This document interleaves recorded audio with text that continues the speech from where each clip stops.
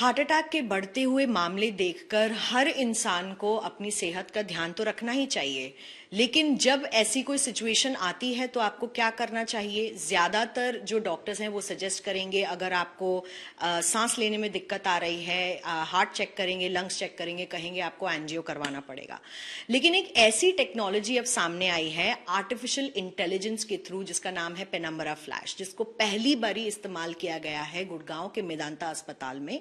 मैं बात कर रही हूं मेदांता के chairman doctor Naresh Trehan sir से। सर, हम जानना चाहेंगे कि पेशेंट किस तरीके से यहाँ पर आए थे, लेकिन पहले बताइए कि इस टेक्नोलॉजी ने किस तरीके से एक रेवोल्यूशन लाया है। जिन लोगों को क्लॉट्स हैं, ब्लड क्लॉट्स हैं, जो लेग्स में शुरू होते हैं और फिर लंग्स में चले जाते हैं, उनके ट्रीटमेंट के लिए और उनकी सेहत और जान बचाने के लिए।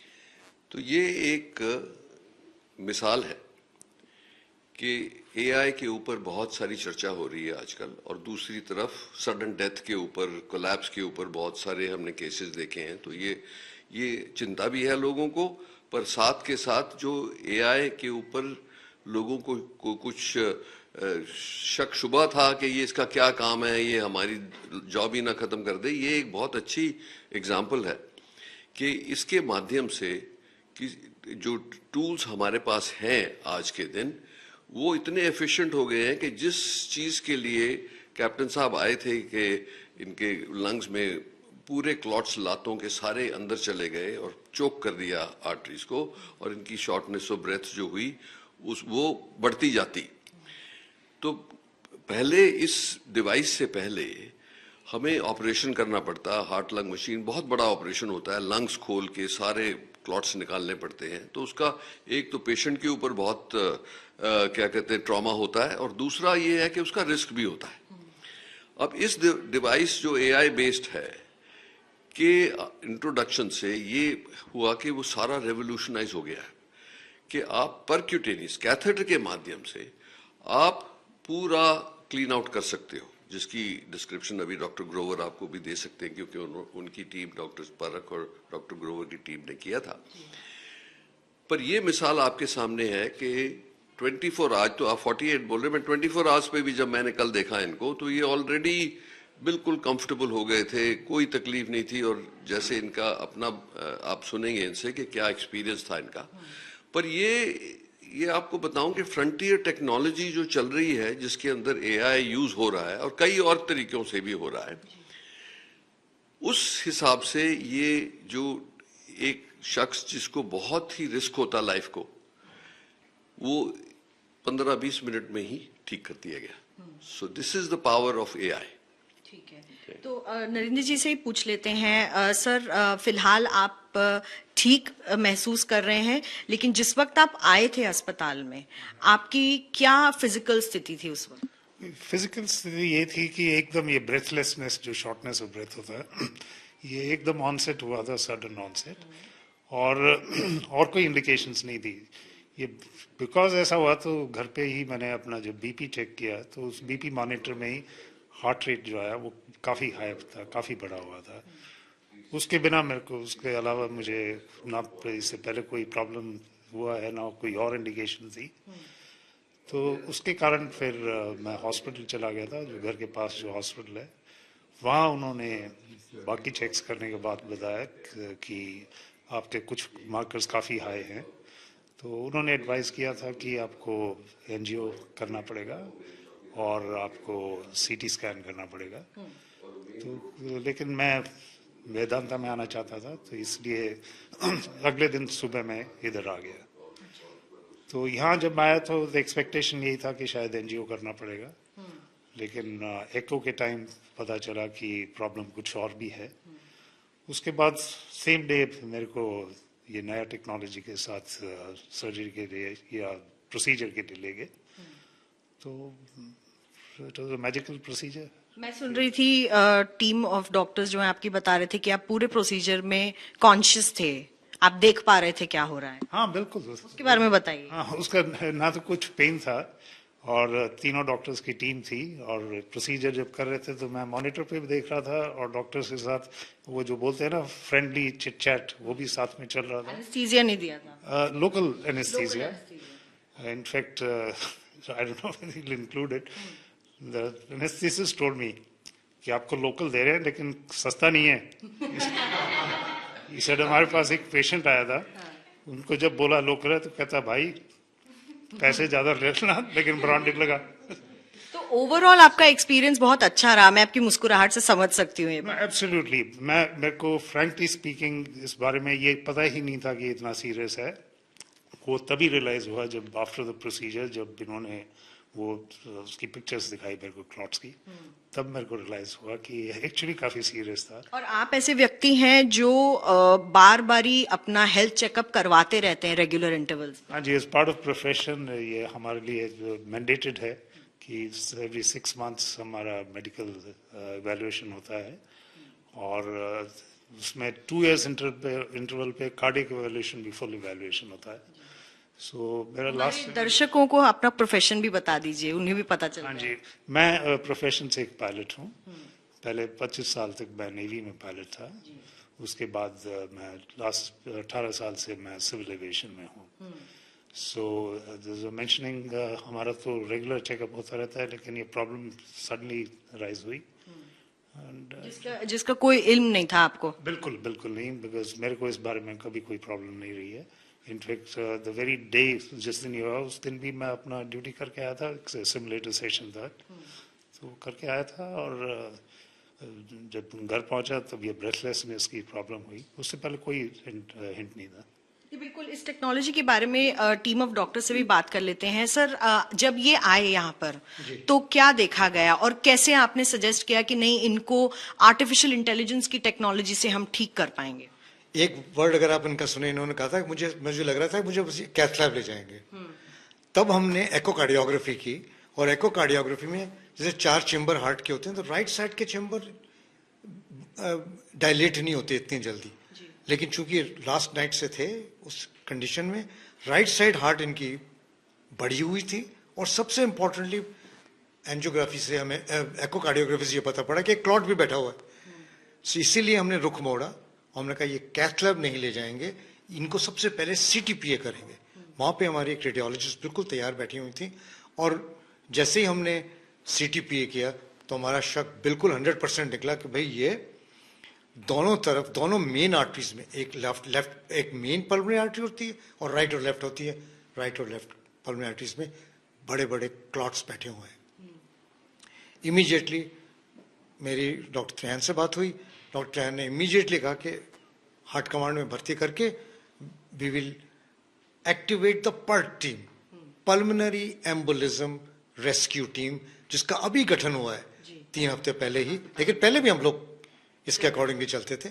तो मेरा काम नॉन इन्वेसिव का है और डायग्नोसिस का है. आप लोगों का काम जो है बेसिकली कुछ अगर निकलता है तो फिर उसके अकॉर्डिंगली, क्योंकि और भी इसके ट्रीटमेंट्स होते हैं. तो इसमें इतना बड़ा था कि डॉक्टर ने कहा कि नो, इसमें थ्रोम्बोलिसिस नहीं दी जाएगी, इसके अंदर हम सीधे इसको निकालने की कोशिश करेंगे एक नई टेक्नोलॉजी से, फ्लैश पेनिम्ब्रा से, जिससे कि पेशेंट को तो खैर पेन कम है ही है, और डॉक्टर साहब बताएंगे आपको, लेकिन ease of taking it out but experience hands में. सो कड़ी चालू हुई क्लिनिकल हिस्ट्री जो कि इन्होंने बहुत नाइसली दी, और एकोकार्डियोग्राफी से और ECG से, और फिर हम आप ग्रोवर साहब पे पहुंचे, और डॉक्टर हैं तो हमारे साथ थे ही थे, वो डायरेक्टिंग द होल थिंग. तो सर, जब आपने की ये तरीके की मिनिमल इन्वेसिव जो ऑपरेशन हुआ, सर्जरी हुई, कितना आसान था, कितना चैलेंजिंग था करना? आसान भी है और चैलेंजिंग भी है, दोनों ही है. बिकॉज एक इसका लर्निंग कर्व चाहिए, बिकॉज समबडी हु जो रेगुलर ये इस तरह के प्रोसीजर कर रहा है, क्योंकि ये जो कैथेटर है बहुत अच्छा है, AI गाइडेड है, बट मोटा होता है थोड़ा कैथेटर. तो जब हम इसको पतली आर्टरीज में डालते हैं तो हमें ध्यान रखना है कि हम कोई इंजरी ना करें, बिकॉज हमें पेशेंट को फायदा करना है. सो इसको प्रॉपरली हैंडल, जैसे बोलते हैं हैंडल विद केयर, वो करके हार्ट की नसों में डाल के, लंग्स की नसों में डाल के सारे क्लॉट्स इससे निकाल लेते हैं. सब कुछ लोकल एनेस्थीसिया में होता है. AI हमें इसमें इस तरह से हेल्प करती है कि जब क्लॉट निकलते हैं मशीन से तब वो मशीन चलती रहती है, बट क्लॉट निकलने के बाद अगर उस मशीन में खून आने लगे, ब्लड आने लगे, तो मशीन ऑटोमेटिकली रुक जाती है. कि कोई भी एक्स्ट्रा अननेसेसरी ब्लड लॉस ना हो इस मशीन से. और सबसे इंपॉर्टेंट बात जो है डायग्नोसिस की, कि करेक्ट डायग्नोसिस तभी हम ये करेंगे, नहीं तो कहीं और ही किसी और डायरेक्शन में चले जाते। और दूसरी चीज़, जैसे डॉक्टर साहब ने बताया कि ये चीज़ कॉमन क्यों हो गई है, बिकॉज ऑफ द लाइफस्टाइल। चाहे हम अपना हेल्थ चेकअप कराते भी रहें, बिकॉज ऑफ प्रोलॉन्ग्ड इमोबिलाइजेशन, ना चलने से सारे कॉर्पोरेट वर्ल्ड में लोग 6-6, 8-8 घंटे बैठे रहते हैं, क्योंकि उल्टे दौरे की नसों का जो फ्लो है, जो दौरा है, वो हमारी मूवमेंट पे डिपेंड करता है। तो जब हम चलते नहीं हैं, उसके कारण क्या होता है कि हमारा खून जम जाता है, और सडनली जब उठ के चलते हैं, पिंडली की मसल्स जब कॉन्ट्रैक्ट करती हैं, ये क्लॉट्स फेफड़े में चले जाते हैं।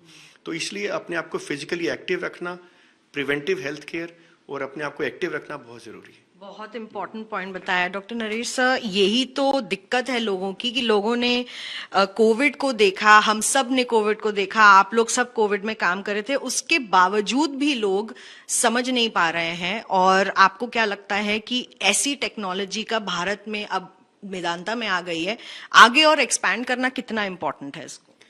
ये तो एक बहुत नेसेसरी टूल हो गया है, और जैसे डॉक्टर साहब ने बताया कि इसमें एक्सपर्टीज भी चाहिए, क्योंकि डैमेज भी कर सकते हो। तो इसीलिए फुली ट्रेन्ड लोगों के हाथ में ये अगर जो टूल आएगा AI बेस्ड, तो ये काफ़ी लोगों की जान बचेगी उससे। सो ये इससे क्या क्या लेसन्स मिले हैं हमें। एक तो हेल्थी लोग जो अदरवाइज अपना चेकअप भी कराते हैं, एक इंसिडेंट या सीक्वेंस ऑफ लाइफस्टाइल से प्रॉब्लम में आ सकते हैं। और जो हम रोज देख रहे हैं कि कोई हार्ट अटैक हो गया, सडन कोलैप्स हो गया, या कोई जैसे कोई गाने गा रहा था वो स्टेज के ऊपर विगरसली कोलैप्स हो गया, तो इसकी हम हर चीज के ऊपर यही चर्चा हो रही है कि इसको कैसे प्रिवेंट किया जाए। सो जो फैक्टर्स हैं, एक तो जो फैक्टर्स हमने बताया कि लोगों की कोलेस्ट्रॉल वगैरह हाई होती है, फैमिली हिस्ट्री होती है हार्ट अटैक्स की वगैरह, पर ये सब चीजें निकल आती हैं। दूसरी बात यह है कि अगर जो आपके लाइफस्टाइल में प्रोलॉन्ग्ड सिटिंग, जैसे आपने बताया कि हर घंटे 1.5 घंटे के बाद उठ के एक वॉक कर लेनी चाहिए। जैसे हम कहते हैं जब आप प्लेन में लॉन्ग जर्नी में जाते हो तो अपने पैरों को ऐसे ऐसे फ्लैप करोगे तो वो सर्कुलेशन बनी रहती है कि ब्लड क्लॉट ना हो। तो और डिहाइड्रेशन नहीं होना चाहिए, क्योंकि डिहाइड्रेशन से ब्लड थिक हो जाता है, उसकी टेंडेंसी हो जाती है क्लॉट होने की। सो ये सब चीजें अपनी हिफाजत के लिए बहुत जरूरी है कि अपने को हाइड्रेटेड रखें, मोबिलिटी रखें और अपने चेकअप्स कराते रहें फ्रॉम एवरी ईयर एटलीस्ट। दूसरा, आज के दिन जो नई चीज है वो हम कहते हैं कि अपने जीन्स को पहचानिए। अगर जो आपकी फैमिली में हार्ट डिजीज है तो बच्चों को डबल चांस होगा हार्ट डिजीज का। अगर जो आपको फैमिली में डायबिटीज है तो उनके बच्चों को भी बहुत हाई चांस होगा डायबिटीज डेवलप। तो अगर जो हमको पता है ये, तो हम उसका प्रिवेंशन पहले ही कर लेते हैं, पहले ही हम रिवर्स कर सकते हैं इस डिजीज को। तो इसीलिए ये 2-3 चीजें अगर जो हम सबको इन्फॉर्म करें, अपनी फैमिली हिस्ट्री पहचाने। आज के दिन हमारे पास माध्यम है कि हम सारा जीनोम सीक्वेंसिंग कर लेते हैं। प्रिवेंटिव हेल्थ में हमने और प्रिडिक्टिव हेल्थ में बहुत काम किया है। तो अगर जो हम कॉम्बिनेशन ऑफ जीनोम, फिनोम कहते हैं कि जब आपकी बॉडी और लाइफस्टाइल क्या है, और डिजिटल हेल्थ जो आपकी है, जो हम मेजर करते हैं, जैसे स्ट्रेस टेस्ट हो गया या जो भी कुछ बातें, इन तीनों को मिला के हम आज हर एक शख्स की एक हेल्थ जन्म पत्री बना सकते हैं। उनको पता लग जाए कि भाई मेरे को ये रिस्क हैं, और फिर हमें उम्मीद है कि वो ध्यान रखेंगे। क्योंकि जब हम नॉन स्पेसिफिक बातें कहते हैं, ये मत खाओ, वो मत पियो, ये मत करो, वो ना करो, वो फिर सारी दुनिया नहीं सुन रही हमारी बात। और सही बात भी है कि 2-3% लोग करते हैं, पर जब आप एक इंडिविजुअल को उनका अपना वल्नरेबिलिटी समझा दें तो हमें उम्मीद है कि बहुत सारी इसकी अडॉप्शन होगी और लोग अपना ख्याल रखेंगे। सो इसीलिए ये एग्जाम्पल जो कैप्टन साहब का हुआ, वो ये बता रहा है हमें कि इसको कोई भी चीज हो इमीडिएटली, जैसे आपको जो एबनॉर्मल लगे, जैसे बता रहे थे कि मेरे का शॉर्टनेस ऑफ ब्रेथ हुआ, तो अगर जो उसको सीरियसली ना लो या किसी से मशवरा ना करो तो आप भूल सकते, आप दिक्कत में आ सकते हो, और क्लॉट निकल के चले जाएं तो और एकदम ही चोक कर देते हैं। तो इसीलिए ये एक लेसन सबको, हमें भी और सबको ये सीखना चाहिए कि don't take anything lightly if it is abnormal, क्योंकि that can cost your life. बिल्कुल, अपना जीवन हल्के में ना लें और ज़रूरत की बात जो है वो यही है कि चेकअप कराते रहें, लेकिन चेकअप कराने के बावजूद भी लाइफस्टाइल चेंजेस ज़रूरी हैं। और मैं ये बता सकती हूँ आपको कि 48 घंटे में ही जो नरेंद्र जी हैं वो ठीक हो गए हैं। अन्य ऑपरेशंस करवाने से और भी लंबा समय लगता है, आपको अस्पताल में और लंबा समय इंतजार भी करना पड़ेगा। तो इस तरीके से आर्टिफिशियल इंटेलिजेंस की जो टेक्नोलॉजी है वो रेवोल्यूशन ला रही है हेल्थ केयर में, स्वास्थ्य में, सेवाओं में। और आगे बढ़कर अगर ऐसे ऑपरेशंस या ऐसे टेक्निक्स और इस्तेमाल हों तो लोग जल्द से जल्द ठीक हो सकते हैं। लेकिन सावधानी जो इस वक्त रखनी है वो कार्डियक अरेस्ट से अपने आप को बचाने के लिए अपने लाइफस्टाइल चेंजेस में ध्यान देना है। मेदांता एक लौता ऐसा अस्पताल है जिसने इस टेक्नोलॉजी का इस्तेमाल किया है और ये टेक्नोलॉजी सक्सेसफुल भी हुई है। लेकिन आने वाले समय में हमें देखना होगा और क्या क्या आर्टिफिशियल इंटेलिजेंस से हेल्थ केयर सेक्टर में भारत में आ सकता है। आलोक दास के साथ मिलन शर्मा, आज तक।